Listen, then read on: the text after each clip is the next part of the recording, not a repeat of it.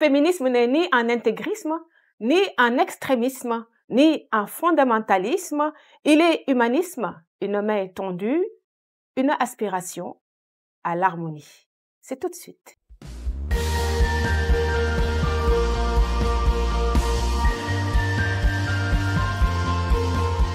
Vous êtes les bienvenus sur le plateau de Afrique 1 TV. Dans ce numéro de rencontre littéraire Un homme, son œuvre, je reçois une auteure singulière, celle d'une auteure sénégalaise qui fait d'un verbe un acte d'amour, de résistance et de liberté. Fatoumata Diallo, bonjour.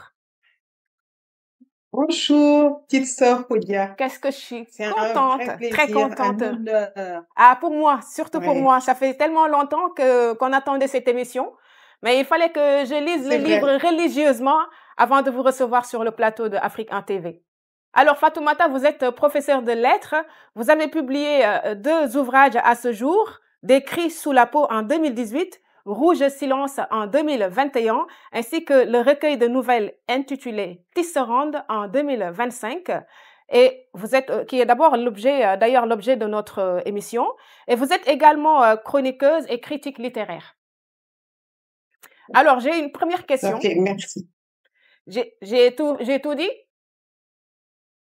Oui, tu as tout dit. Parfait. Alors, ma première question qui consiste en quoi un recueil de nouvelles se distingue-t-il d'un roman et qu'est-ce qui vous a inspiré à choisir cette forme pour votre 3e ouvrage, tout simplement? Alors, merci beaucoup, petite sœur Podia. Je suis ravie d'être parmi vous ce matin. C'est un vrai bonheur. Alors, pourquoi un recueil de nouvelles après 2 romans? Alors, il faut dire que les 2 romans sont les 2 premiers romans d'une trilogie. Il y a un 3e roman que je ne me décide toujours pas à lâcher, qui s'appelle La Grâce des murmures, que je n'ai pas encore publié et que j'ai du mal à finir. Ah, Alors, entre-temps, j'ai écrit beaucoup de nouvelles et je ne voulais pas, je voulais combler l'absence parce que beaucoup de lecteurs me disaient: «Quand est-ce qu'on va vous lire? Quand est-ce qu'on va vous lire? Ça fait longtemps que vous avez pas lu». Donc j'ai choisi parmi toutes les nouvelles que j'ai écrites 5 pour, dire quelque chose d'autre, pour dire, une forme de solidarité, de sororité. On en reparlera plus tard. mhm. La forme du roman est une forme plus longue. C'est une forme plus complexe, avec plus de personnages, avec une intrigue ficelée, avec des développements beaucoup plus longs.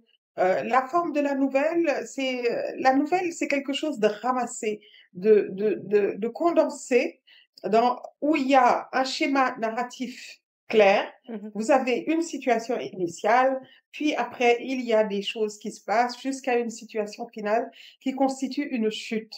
C'est des formes que j'ai enseignées beaucoup à l'école. Et la nouvelle, en tout cas, c'est une forme d'écriture qui me convient Mm. parce que j'aime bien m'appesantir sur un point, une chose, un destin, Mm. et le pousser jusqu'à son terme et finir, mettre un point final. Et le roman, c'est beaucoup plus développé. Euh, on rentre dans beaucoup plus de thèmes. Dans une nouvelle, l'intrigue est plus simple. Dans un roman, vous avez par exemple une intrigue principale, Mm. mais vous pouvez avoir plusieurs intrigues secondaires. D'accord. Moi, je voulais aller à l'essentiel dans ce recueil de nouvelles.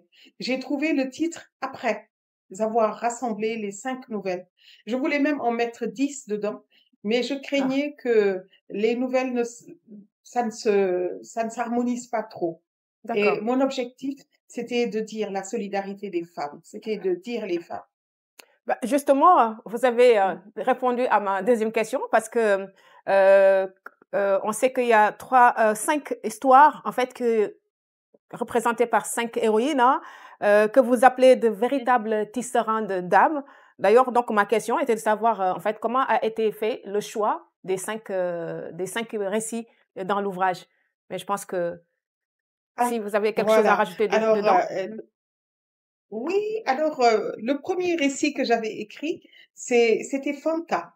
Fanta, c'est un récit que j'ai commencé il y a 10 ans. Et Ah, je ne sais pas, quelque chose, voilà, Fanta, la première nouvelle. Waouh! Et quelque chose Mmh. me retenait, je sais pas pourquoi, c'est peut-être des choses aussi qui étaient liées à ma propre vie et à la vie d'autres personnes Mmh. et je n'arrivais pas à lâcher l'histoire.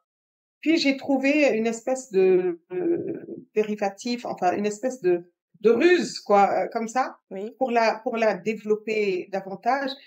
C'est l'invention de la jeune Anne, heu, qui est un autre personnage et vraiment quand j'ai décidé de rassembler ces 5 nouvelles, mon objectif c'était de faire toutes les générations, Mmh. de la plus jeune à la aux plus âgées et de montrer aussi que les destins de femmes finalement, se ressemblent, qu'elles soient africaines, européennes ou heu, les femmes se ressemblent Mmh. et quand elles sont, solidaires les femmes, elles ouvrent toutes les portes. Justement, en fait, l'ouvrage explore, sous des formes diverses, les multiples visages de Mmh. l'injustice, faite aux femmes. Je cite le mariage Mmh. imposé, l'inégalité, précoce entre filles et garçons ou la polygamie, la résilience féminine, qui me rappelle d'ailleurs, ce fameux mot obsolète en wolof qu'on appelle «muñ», hein, et qui nous fatigue, ou Oui. en passant par le rejet des Mmh. coiffures, ancestrales africaines vidées de sa Mmh. signification première, ou encore l'influence, Mmh. du patriarcat importé et qui est totalement étranger, au paradigme africain.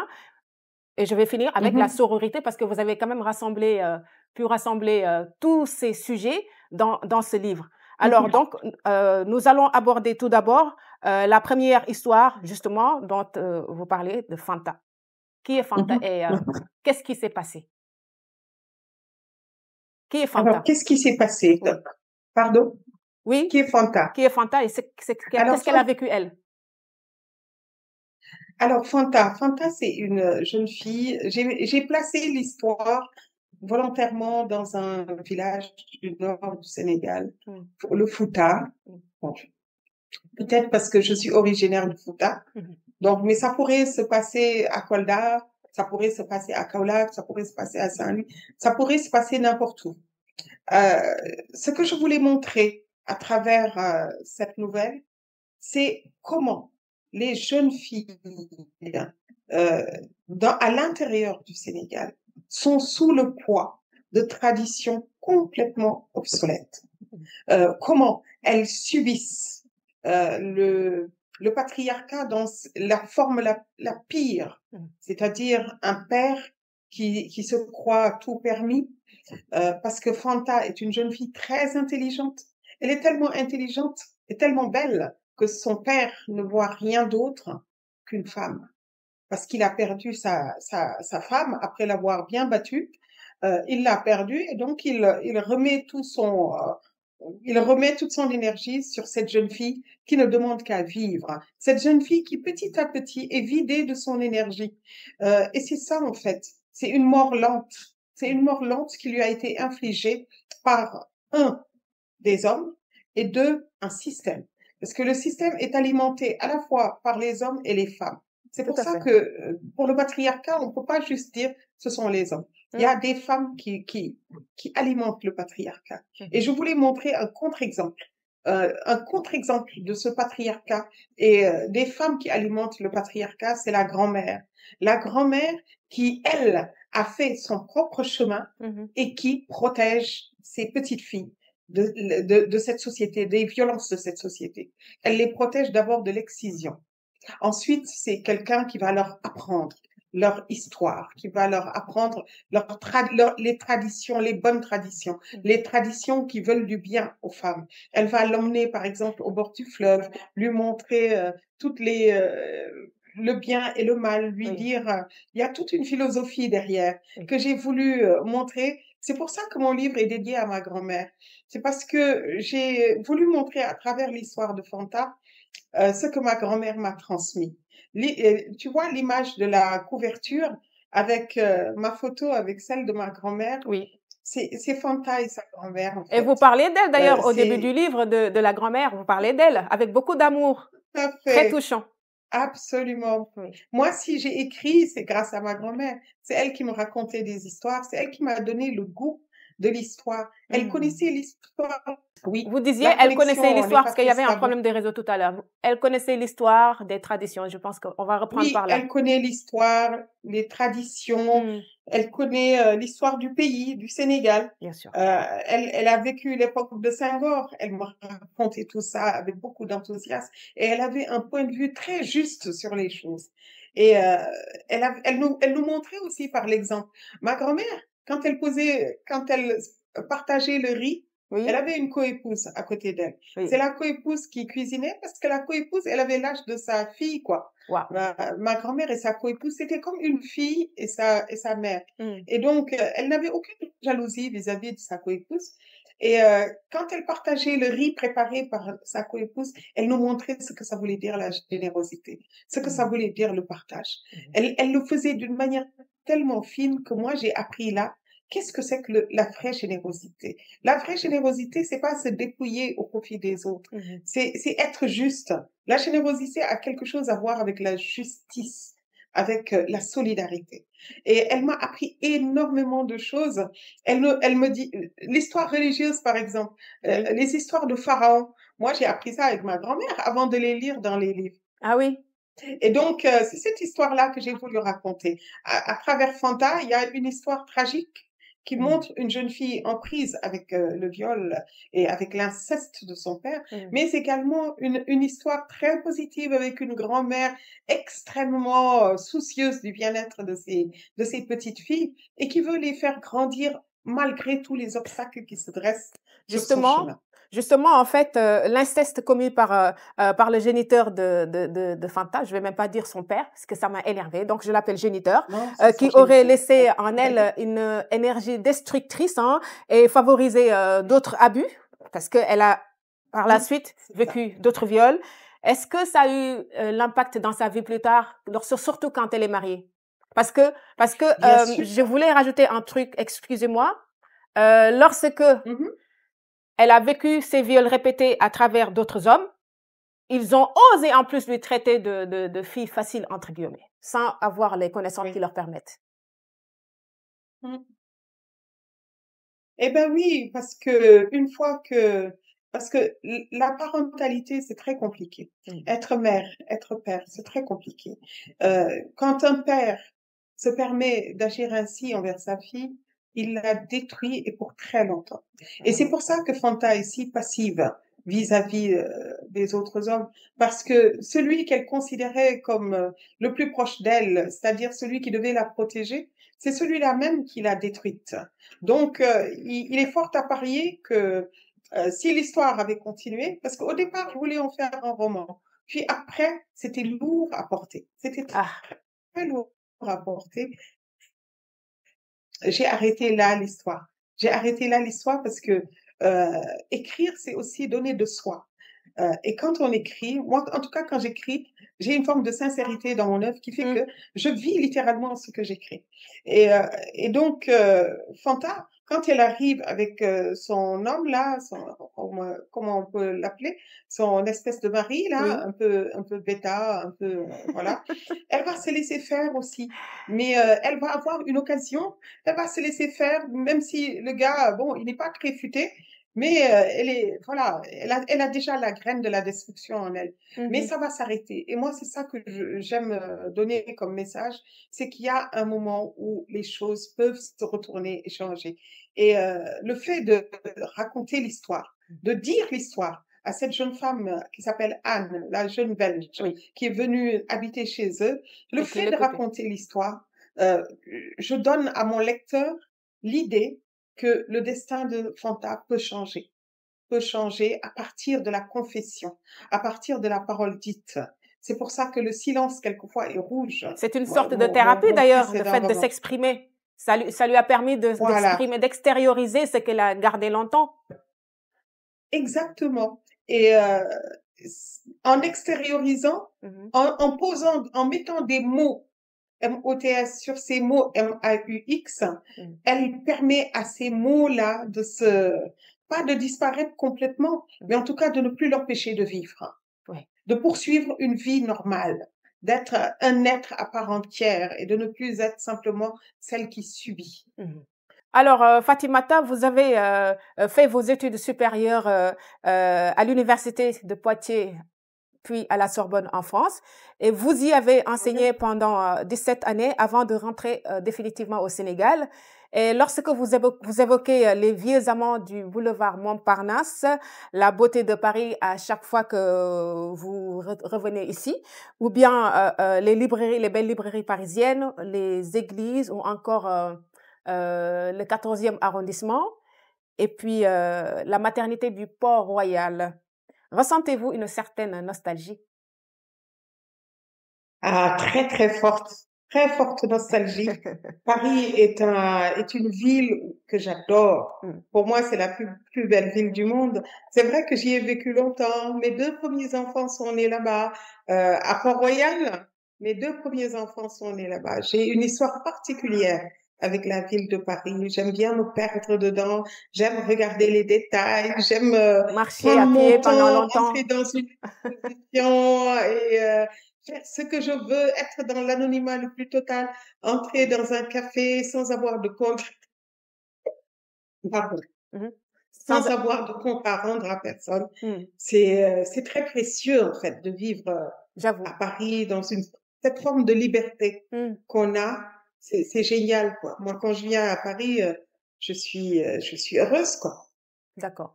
Alors, c'est là, je pense que c'est le troisième récit de Pompéi à la Médina de Dakar.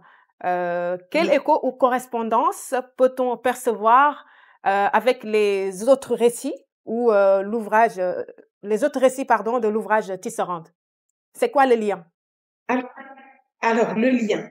Le lien, c'est L'enseignement? d'abord, il y a l'enseignement. Oui, C'est mes élèves. oui. C'est une espèce de... Dans cette nouvelle, il y a un condensé, en fait, de ce que je suis.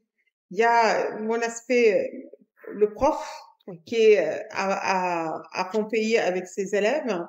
Il y a également ma grand-mère, la Médina, le d'accord. quartier de la Médina, pardon. Mhm. Et il y a vraiment le condensé de tout ce que j'aime, en fait. Et puis, surtout, le lien entre, à l'intérieur de cette nouvelle, ce sont les pierres. Ce sont les pierres. Mm. Le goût, l'odeur des pierres sous le soleil. Eh ben, c'est la même odeur, je l'ai retrouvée à Pompéi et à la Médina. Et quand je suis rentrée dans cette ville de Pompéi, je me suis dit, mais c'est incroyable. La dame que j'ai rencontrée là-bas, Francesca, Oui, la guide, la c'était fameuse comme guide, une oui. sœur. C'était assez drôle. Et c'est pour ça que cette nouvelle, je l'ai mise là, parce qu'elle symbolisait à la fois la transmission de ma grand-mère à moi, c'était le professorat, c'était également cette sororité presque fine, sans parler, Oui, avec cette guide qui me parlait d'histoire. c'est beau. Mais il faut être Euh, extrêmement concentré sur soi, dans son intérieur, et aussi être, comment on appelle ça, très observatrice pour faire le lien juste par rapport à une odeur de pierre de deux pays qui est totalement différent. Ben parce que moi, quand je voyage, en fait, j'ai mes sens ouverts. Ah, Je regarde, je sens, j'écoute, je touche. Je me dis, c'est l'occasion unique de hmm, me laisser, de connecter avec la nature. mhm. Et plus je vieillis, plus je fais cette connexion-là avec ceux qui m'entourent, mon entourage, et avec les personnes, les gens. J'ai l'habitude de dire, je sens les gens. Oui, Et comme mes élèves, j'ai une connexion particulière. Et je crois que quand on développe cette forme de connexion, on accède au meilleur de l'être humain. tout à fait. On accède à ce que l'humain a de plus beau. Hmm. Euh, et pour moi, c'est tellement précieux. Alors, venons-en à, à la marche de Hawa. Sœur en point, c'est tout. C'est le titre du troisième récit, qui est l'un des passages d'ailleurs Oui, les plus marquants, je trouve, en fait, oui, de l'ouvrage. oui, Que cherchez-vous à raconter dans cette partie? oui. Qui m'a rendue, moi, en tant que femme, très fière parce que j'étais en train de chuter. Ouais! Mais comme moi, Moi aussi, en écrivant, mais c'est comme un cri rageur, Ouais. en fait. Quand je l'ai écrit, c'était vraiment de la rage que j'ai exprimée à travers le discours de On Hawa. l'a senti. Euh, voilà, je martelais, j'ai presque écrit cette nouvelle à haute voix.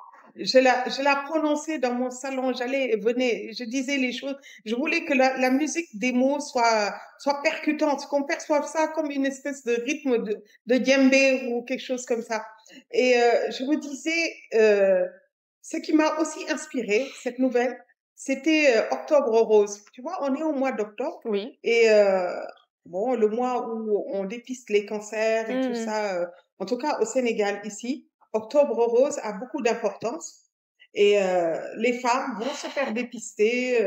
On a toute une campagne de sensibilisation sur le cancer. Et je me D'accord. disais, beaucoup de femmes ont le cancer du sein ici au Sénégal. Mhm. Énormément. Je ne sais pas si c'est seulement au Sénégal ou si c'est dans le monde entier, mais au Sénégal, il y a énormément. Et moi, j'ai fait le lien. Je me suis dit, si le cœur des femmes est sombre, Mhm. si elles ont si mal au cœur, mais les seins, c'est à côté du cœur. C'est des organes qui sont proches. Mhm. Et ce cœur sombre qu'elle porte sur le t-shirt, c'est pour dire, suñu xol dafa naqari. Nous avons mal au cœur. C'est pour ça que nous avons des cancers du sein. Nous somatisons nos douleurs. Il faut arrêter à un moment donné. Il faut arrêter de faire des femmes les moutons du sacrifice. Il faut que c'est une folie, à un moment donné, rawoner tout quand même. Oui, parce que Et j'allais dire que en fait, lors de la marche, le fameux cœur qui ne passe pas inaperçu et qui est imprimé sur tous les t-shirts, bah, vous venez de oui, dire la symbolique. On a tout compris. Alors, voilà, c'est quoi, par exemple, c'est ça. l'histoire surtout de la maman de Awa, Yaye Mado? Parce De qu'elle aussi, Hawa. son histoire n'a pas été Alors, facile. non, son histoire, elle est à peine évoquée. Yaye Mado a tout sacrifié pour sa fille unique. Hmm. Elle avait quand elle avait un mari, euh, quand il n'en a plus voulu, il l'a jetée là. Elle et sa coépouse se sont retrouvées à la maison d'arrêt de Rufisque. Wow. Ça, c'était un souvenir aussi, cette maison d'arrêt de Rufisque. Aïe. Il faut aller dans les prisons et visiter les femmes. C'est tragique. Et c'est une des visites à la prison de Rufisque qui m'a donné l'idée d'écrire sur ça. D'accord. Je voyais les femmes. Il y Hmm. avait 2 femmes dans cette prison. Elles étaient coépouses. Elles s'étaient battues pour leur mari. Quand elles se sont retrouvées dans la prison, elles se sont comprises. Elles Non. sont devenues amies. Et elles s'entraidaient. Hein? Et donc, Yaye Mado a recueilli sa coépouse chez elle. Avec ses enfants. Et parce qu'elle a compris voilà, avec ses enfants, parce qu'elle a compris que sa coépouse aussi était une victime du patriarcat. Que c'était même pas elle, en fait, en tant que femme, qui était mauvaise. C'est le système qui l'avait rendue comme ça. Mhm. Alors, Et Yaye Mado, c'est la protectrice de sa fille. C'est elle qui récite les versets de Coran, qui oui. essaie de la protéger. Pour moi, les mères, les grands-mères sont cette espèce de couverture Mhm. pour les filles, pour les petites filles. Et elles sont toujours là, elles essaient de protéger leur progéniture. Mhm. Alors, Et si Yaye vous... Mado, Oui, Yaye ouais. Mado. Parce que j'ai tellement Je hâte. disais que Yaye Mado, Oui. oui, vas-y, Non, non, allez-y. C'est à vas-y. vous la parole. Non, non, c'est à vous la parole. C'est vous mon invité. Je vous dirai Vas-y, pourquoi j'arrête pas pose de la vous question. couper. En fait, Yaye Mado, c'est une de mes sœurs. J'ai une de mes sœurs qui a une fille qui s'appelle Awa, qui est Ah, féministe. Et donc, quelque part, voilà. Et elle ressemble beaucoup à Yaye Mado. C'est elle qui m'a hmm. inspiré ce personnage. Alors, Fatimata, si vous me permettez, j'aimerais Oui, vraiment lire quelques extraits du fameux discours de avec Hawa, plaisir. parce que quand je le lisais, j'étais juste émerveillée. Je sentais, comment on appelle ça? La force de mon féminin sacré. Et c'est génial. Alors, je vais lire au Magnifique. pif, hein. Euh, quand, Ouais. quand serons-nous véritablement des femmes? Nous ne sommes pas des femmes lorsque nous taisons les injustices qui nous sont infligées. Nous ne sommes pas des femmes lorsque nous sommes les complices des lois qui nous violentent, nous humilient, nous écrasent. Nous ne sommes pas des femmes lorsque nous n'apprenons pas à nos filles et à nos garçons qui sont égaux en droit et en responsabilité. Nous ne sommes pas des femmes lorsque nous sommes satisfaites d'être belles pour d'autres plus que pour nous-mêmes et lorsque nous martyrisons nos corps et notre peau pour le plaisir d'hommes, peu soucieux de notre santé. Alors, je reprends une autre partie qui m'avait particulièrement attirée. Au diable, ceux qui vous disent que nous sommes contre le mariage. Nous aimons le mariage lorsqu'il est l'union d'être animé par l'amour, le respect, la bienveillance. Nous n'aimons pas les mariages marqués par les brimades, la torture, la violence, la trahison, le meurtre. Au diable, ceux qui prétendent que les femmes instruites veulent dominer les hommes. Ce que nous voulons dominer, ce sont nos terreurs, nos silences mortifères et nos lâchetés coupables. Mon féminisme n'est ni un intégrisme, ni un extrémisme, ni un fondamentalisme. Il est un humanisme, une main tendue, une aspiration à l'harmonie. Mon féminisme n'est pas l'envers du machisme, car il est le refus de toutes les violences. Voilà, je recommence ici. Plus de femmes en pleurs, plus de cœurs lacérés, plus de douleurs inutiles, plus de souffrances ravalées, plus de femmes cassées sous les coups d'un machiste archaïque dans le lâche silence d'une société complice. Plus de femmes tuées sans dénonciation ni condamnation des coupables. Respect et dignité pour nous, pour nos mères, pour nos filles, pour nos sœurs. Solidaires, nous ferons ployer les forces de l'inertie, de la peur et des injustices. Quand les traditions sont iniques et blessantes, ayons le courage de les dénoncer et de les rejeter. Que nous mettons sur le dos de la tradition et de la religion, instruisons-nous pour démolir les falsifications de l'histoire et refusons d'être les maillons d'une machine à broyer d'autres femmes. Cessons de reproduire sur nos filles des comportements qui nous ont blessés et nous ont humiliés. Pourquoi devrions-nous porter le poids du monde sous prétexte que nous sommes impurs? Une fois pour toutes, cessons d'être nos propres ennemis et déconstruisons ces mythes dévalorisants sur nos menstruations, les bouleversements subis par nos cœurs tout au long de notre vie. Je m'arrête là. J'ai juste envie d'applaudir moi-même. Bravo. Et ça, c'est une petite partie du discours. Et même la régie, ils applaudissent. Hein? Merci. C'est génial. Alors, qu'est-ce qui vous a habité, j'ai envie de dire, quand vous écriviez ce discours, en fait, le fameux discours de Hawa? C'est vraiment le mot, habité. Oui. J'étais habitée par tous les souvenirs, par toute cette presse que je vois tous les matins, d'écrire. Il faut ouvrir la presse au Sénégal. Tous les matins, tous les jours, vous avez des féminicides. Vous avez des femmes qui sont tuées par leur mari. Vous avez des maris qui ne rendent aucun compte. Qui, par exemple, la famille va dire non, bàyyi ko mooy sa bàyyi doom yi la. Wala ndogalu yàlla la. bu leen ko wax dara. Ndogalu yàlla la. Voilà. Ndogalu yàlla la. Ndogalu yàlla man ndogalu yàlla boobu loolu moo may rey nag. te loolu mooy rey ñu bari. te gis nga les femmes, c'est pas simplement les femmes qui sont tuées. Il y en a qui sont mortes de l'intérieur. Il y en a qui n'ont plus aucune énergie. Le cancer, la thyroïde, on connaît, hein? Alors, je crois qu'il y a un problème avec l'Internet. Voilà, la thyroïde, oui, le cancer, les trucs, ou alors tout juste la dépression, puisque la dépression, oui, les cancers de toute nature, cancers génitaux, c'est horrible. Les femmes souffrent au Sénégal. Les femmes souffrent. Et moi, franchement, j'ai pas peur de le dire aujourd'hui. Bon, elles cachent tout ça parce que pour les convenances sociales, pour que les gens ne disent pas, la sutura, des fausses valeurs qui sont là et qui sont là juste pour couvrir en fait les crimes commis par ce patriarcat-là, au nom de la bienséance, au nom de voilà, de tout ce que tu veux. Elles sont là, elles subissent. Beaucoup de Mhm. femmes subissent. Je dis pas que c'est tout le monde, mais vraiment, je sais pas, sur 100 femmes au Sénégal. On t'entend, on a perdu le son. Donc, je disais que Ah sur oui, 100 ça y femmes est. au Sénégal, Mhm.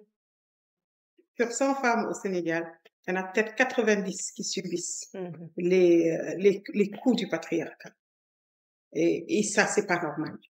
Regardez, moi, je vais vous donner un exemple. Tout simple, ces derniers temps, le maire de Dakar, Alioune Ndoye, vous connaissez? Le Oui, maire de Dakar oui, a rebaptisé les rues. oui, j'ai Il vu. a rebaptisé les rues et il n'y a pas une seule femme. Il n'y a pas une seule femme, c'est clair. On Pas une pouvait seule choisir femme. Nathalie Mbodj, Pas une seule. on pouvait choisir Aline Voilà. Sitoé Diatta, à qui vous avez d'ailleurs rendu hommage dans ce Et là, livre. Hein? On pouvait choisir absolument, pas mal de femmes. Aline Sitoé. Oui, oui. Combien de femmes ont fait le Sénégal? Mhm. Si vous avez vu le film de Diabou Bessane, Les Mamans de l'Indépendance, vous savez que ce sont les femmes qui ont fait l'indépendance du Sénégal. Pendant que les hommes étaient sur le devant de la scène, c'est elles qui étaient derrière. Justement, j'ai une question parce que lors de ce discours, vous étiez en train de citer quelques femmes qui sont quand même, je pense, connues sur la défense des droits des femmes au Sénégal, dont les mamans de l'indépendance. Oui, Qui sont les mamans de tout à l'indépendance? fait.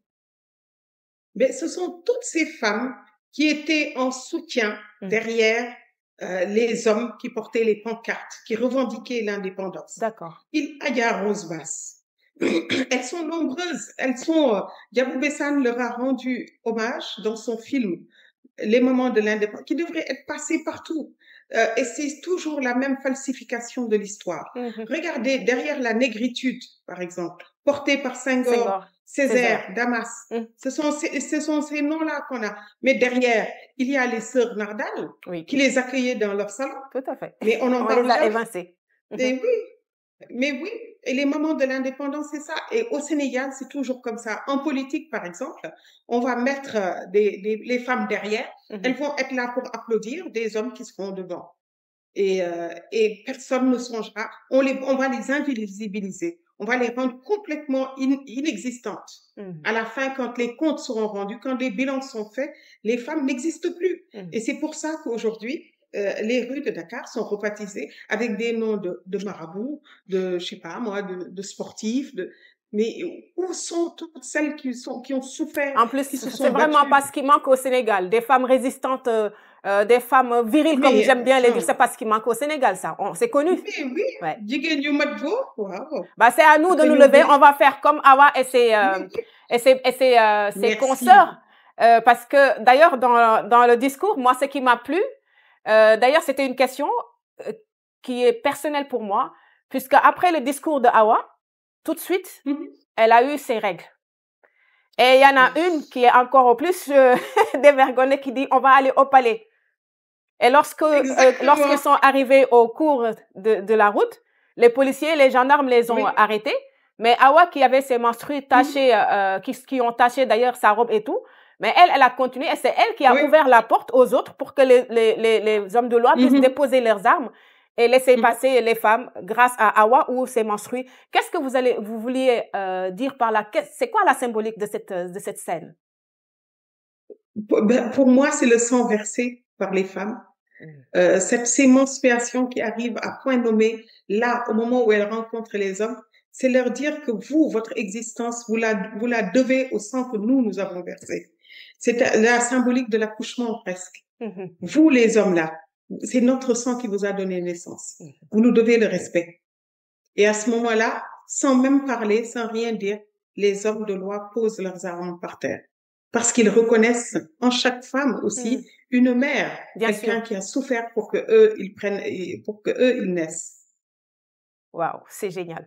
Alors passons dans la partie du dans la partie du livre où je recite, hein, vous dépeignez de nombreux mots de la société sénégalaise, notamment parfois les belles-mères autoritaires ou mégères, ou encore la souffrance de la polygamie, la lâcheté masculine ou la corruption familiale, le mariage forcé, l'amitié, la sororité. Quelle réflexion vouliez-vous susciter à travers ces portraits sans concession? Alors, ce que je voulais surtout dire, c'est qu'il y a un karma et qu'à un moment donné, Hmm. on paye le mal qu'on a fait. Et que Aline, comment elle s'appelle, Aïna, l'héroïne, Aïna. Aïna, avec tout ce qu'elle a subi, elle a gardé sa lumière intérieure, sa capacité à aimer. Elle ne l'a jamais perdue. Et Hmm. ça, c'est la force des femmes, je pense. Elles gardent toujours au fond d'elles, malgré toutes les violences qu'elles peuvent subir, elles gardent toujours une lumière qui les rend belles et qui fait que elles finissent par trouver l'amour. Si elles croient en elles, elles finissent par trouver l'amour. Mais, Et mais, pour moi, c'était ça. C'était une histoire romantique.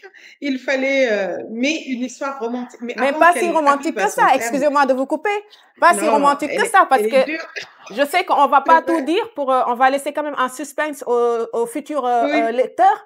Mais personnellement, moi, quand Mhm, je lisais cette partie, mais j'étais mhm. énervée, j'étais vraiment énervée. Je me suis dit, mais pourquoi elle s'est laissée faire autant entre les coépouses qui giflent le mari qui vole sa maison et qui maltraite, et la belle-mère, n'en parlons pas, et elle a tout subi jusqu'à la fin. On l'appelle pour lui Mm. dire pardon parce qu'on est sous son lit de mort. C'est trop facile. Elle est forte, hein, c'est ça la force Oui, de Aïna. C'est une force, mais mais bien sûr, c'est sa force. Mais oui, il ne faut pas que les souffrances changent les gens. Euh, il faut toujours garder l'espoir, en fait. Pour moi, c'est une nouvelle sur l'espoir. Euh, Aïna n'a jamais démissionné, même si elle n'a pas eu beaucoup d'alliés.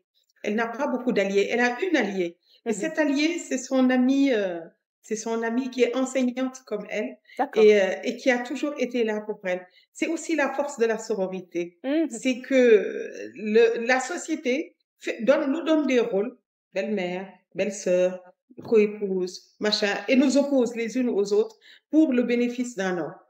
Mais si on tait ça, si on arrête de voir Mhm.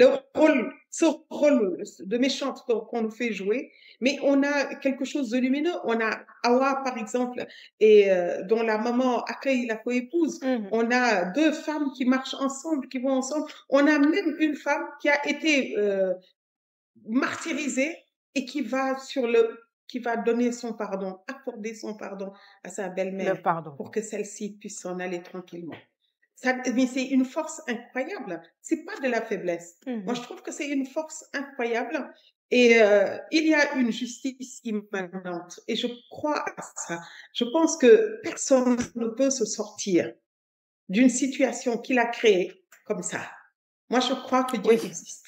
ça Et qu'à un c'est. moment ou à un autre, il récompense les bons et il punit les méchants. Alors, Ouais. je ne vais pas dire le fin, mais je pense que peut-être je vais t'appeler après derrière pour en discuter parce que Awa, Oui, non, Aïna, qui a vécu aussi, il faut le dire, un mariage forcé, puisque celui qu'elle oui. aimait, malheureusement, cet étudiant fauché vaurien, euh, Mhm. à la fin, il s'est passé quelque chose. Ça, c'est libre à vous Ben de oui, dire ce qui s'est passé ou de laisser comme suspense. Mais moi, j'ai adoré, vraiment. C'est génial. je suis une amoureuse de l'amour, pour à vrai dire. Alors, Moi, j'aime quand les gens s'aiment. c'est de toute façon, c'est l'amour qui prime dans toute chose. La Tout fin, à c'est fait. l'amour qui prime surtout. L'amour C'est qui prime. l'amour qui prime surtout. Et Voilà, dans toutes les nouvelles, c'est ça. c'est une histoire d'amour, en Mhm, fait. mhm, Toutes les nouvelles sont des histoires d'amour. Que ce soit un amour pour sa grand-mère, un amour pour son enfant, mhm, un amour pour un homme, mhm. l'amour des deux vieux sur le boulevard Montparnasse. J'ai adoré Oui, écrire oui, cette histoire c'était euh, beau. parce que, voilà, comme j'adore Jacques Brel et que cette chanson, Les vieux amants c'est du boulevard Montparnasse, ça m'avait bouleversée à l'époque quand je l'avais Ah, entendue. d'accord. C'est ça le Voilà. secret. Et la nouvelle, je voulais rendre hommage un peu à cette écoute de la chanson de Jacques Brel. Alors, Fatimata, parlons de prix et de récompenses, puisque en Oui. 2023, vous avez remporté le prix Cénacle national des jeunes écrivains du Sénégal avec votre Mhm. roman Rouge Silence. Quel est l'impact de ce prix dans votre carrière et comment vous l'avez reçu? Alors, je l'ai reçu avec beaucoup de fierté. Pour moi, c'est mon Goncourt, c'est mon Nobel, c'est mon tout. Parce que ceux qui me l'ont décerné, c'est un jury souverain ici au Sénégal. Mm. Ce sont les jeunes écrivains du Sénégal qui me l'ont décerné, qui ont lu, qui ont aimé, qui me l'ont dit. Et pour moi, quand j'ai quitté la France pour revenir au Sénégal, c'était pour vivre un peu ce moment-là. Mhm. Et quand je l'ai vécu, je me suis dit que je n'ai pas le droit d'écrire moins bien, Oui. de faire des choses moins bien que ce rouge silence-là. C'est pour ça que le troisième roman, il tarde à sortir parce que je ne suis jamais satisfaite. À chaque fois que j'ai envie de le sortir, je me dis non, non, non, tu peux faire mieux, tu peux, les gens, ils t'attendent, les gens, ils ont envie que ce soit encore mieux que rouge silence. Et donc, un prix littéraire, Mhm. ça peut être une consécration, mais ça peut être également le début d'autre chose. Quand vous recevez des prix très tôt dans votre vie, le risque, c'est de s'arrêter. C'est de D'accord. penser qu'on est arrivé au toit du monde et Mm. qu'on ne peut plus progresser. Mhm. Et c'est ça le risque. Bon, maintenant, la meilleure, c'est que quand on a reçu un prix, on est reconnu. On a une espèce de satisfaction intime. Oui.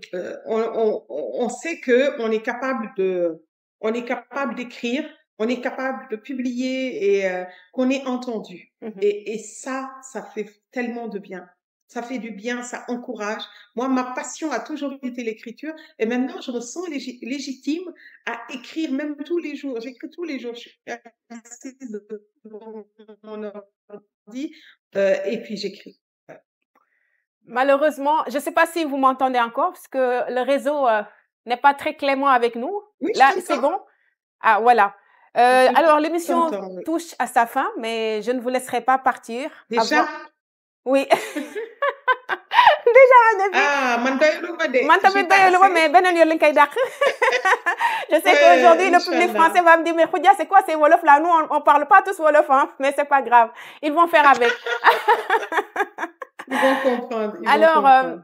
oui, je disais que je ne veux pas vous laisser partir sans vous demander Mhm. votre regard sur la jeunesse sénégalaise et la jeunesse africaine en général.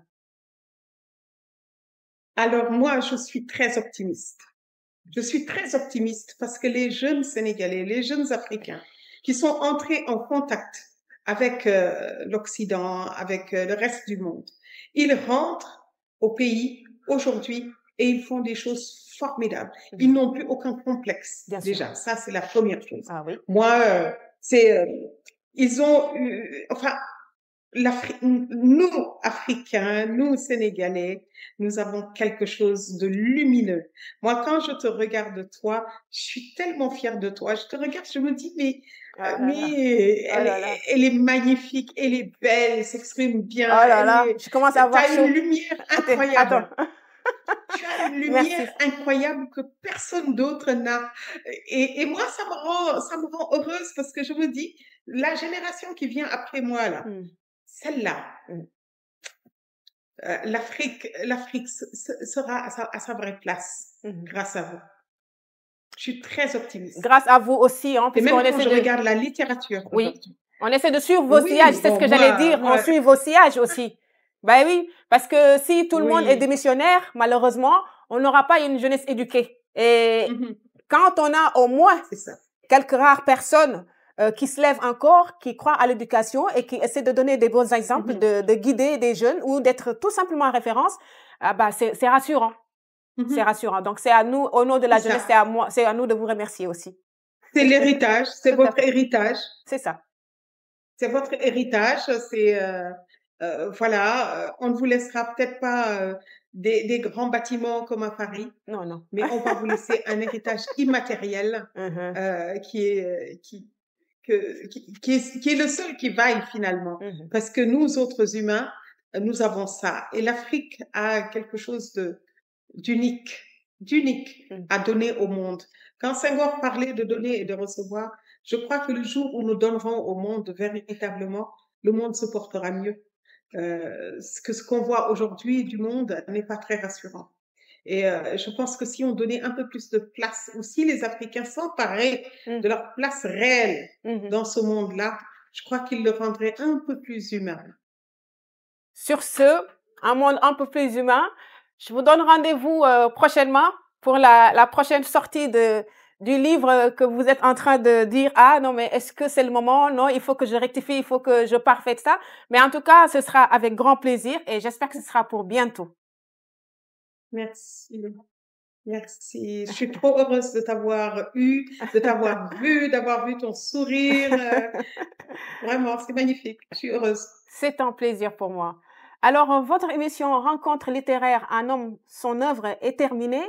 Et je rappelle que nous avons reçu ici l'auteur Fatimata Diallo qui est venu nous présenter son recueil de nouvelles, Tisserand. Sur ce, portez-vous bien et je vous donne rendez-vous dans 15 jours. Et cette émission vous a été offerte par la bellissime marque Djal Djali.